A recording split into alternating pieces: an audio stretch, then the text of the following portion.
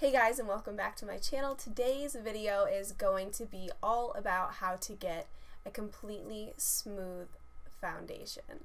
I know that that's something that I really struggled with over the years of learning how to do makeup and struggling with skin issues and trying to figure out the right products that worked for me.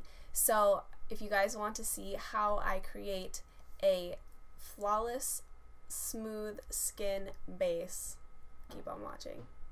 So the number one trick that I have learned in order to get the smoothest foundation application possible is actually to get rid of the little peach fuzz that you find on your face. Some people have a little bit more than others, and this is actually called vellus hair. It's like baby hair, and these are the little hairs that you see along the top of your forehead, along your mustache, and even sometimes along the sides of the face here. So what I've noticed is that if you remove that, your foundation goes on so smoothly, because sometimes depending on the foundation formula, it can cake up and even accentuate the hair.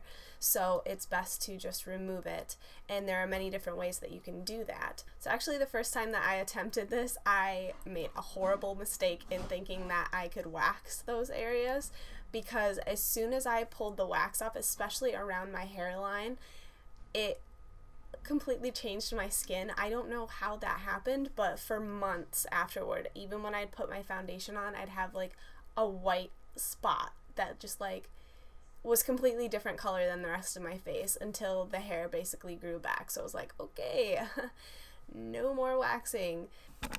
Anyway, I found something that worked way better and is way easier, and I would like to share it with you. And I'm sure you guys have seen this, a lot of people do this now, but we actually shave the hair off. So what this actually is a tiny eyebrow shaver. I actually would never use this on my eyebrows because I'd be so afraid of just like chopping one off.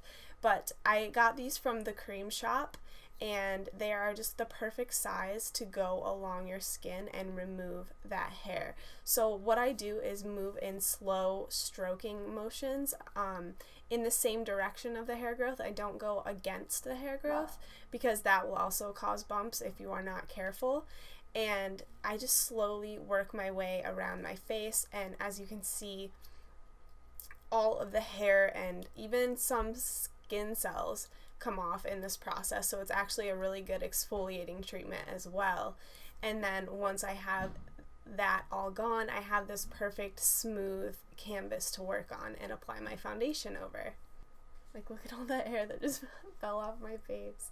It's crazy. Okay, so now that we've got all of the baby hairs off of our face, the next step is to prime the skin. And in particular, I'm talking about a pore minimizing primer. This is going to smooth out your skin so much and really create that flawless base for your foundation to just glide over. So one of my personal favorite pore minimizing primers is the Smashbox Photo Finish, and it's so cool that this company created, like, I believe maybe 8 different primers, all specifically targeted toward some different skin issue. So it's really great that you can just find one that's exactly for what you want. Okay, and now that we have blurred pores, we can move on to foundation. So you want to choose a foundation that works really well for your skin type. Now for me personally, I have a combination skin. In the winter I do get a little bit more dry and flaky, but now that it is spring and we are moving towards summer, I am getting a little bit more greasy in my T-zone area, and I don't really have any dry patches at the moment. So at this time, I really like using a combination of 2 foundations. This one is the Hourglass Vanish foundation, and this is the shade Linen. It is a cream foundation, but it is made for all skin types. And then I also like to mix it with some of my Loreal Pro Glow foundation. I absolutely love this foundation, and as most of you guys know, they do make different formulations for different skin types. Now, when applying your foundation, you also don't want to apply too thick of a layer. You want to slowly build it up, because if your foundation is too thick, it's going to have nowhere to go on your face except migrate into your pores, into your wrinkles, and accentuate fine lines. and you're going to look like a mess. So start with less and really work it into the skin. In particular, I love using a buffing brush first to buff in the product and take away the excess, and then going over it with a beauty blender to make sure that everything is nice and smooth and pressed into the skin. And now, sticking with the rule that less is more, you don't want to apply more foundation to get better coverage over certain areas. You want to go ahead and spot conceal. So if you're layering more and more product on top of itself, that's going to start accentuating your problem areas even more, and it's going to accentuate texture in areas where you don't even need the extra coverage. So you want to start off by applying your base and then going in with a nice very pigmented concealer to cover up any remaining spots. And then my final tip for the smoothest foundation possible is to use a translucent setting powder.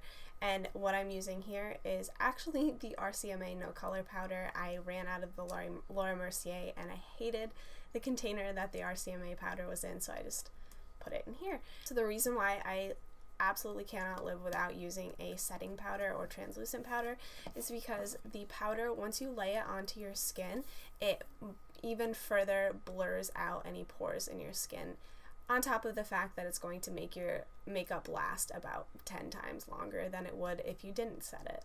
So what I like to do is dip into the powder with my damp beauty blender, and then I just kind of press it into the skin, particularly in the areas right around and on my nose where I find the most pores.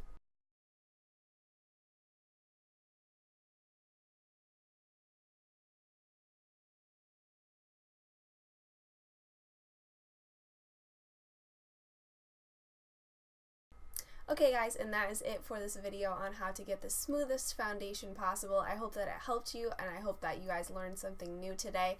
Definitely let me know if you try it out in the comments below. You can also add me on other social media pages such as Snapchat, Instagram, and Facebook. That is all Toria Serviss. So I hope to see you guys there, and I'll see you guys next time. Bye!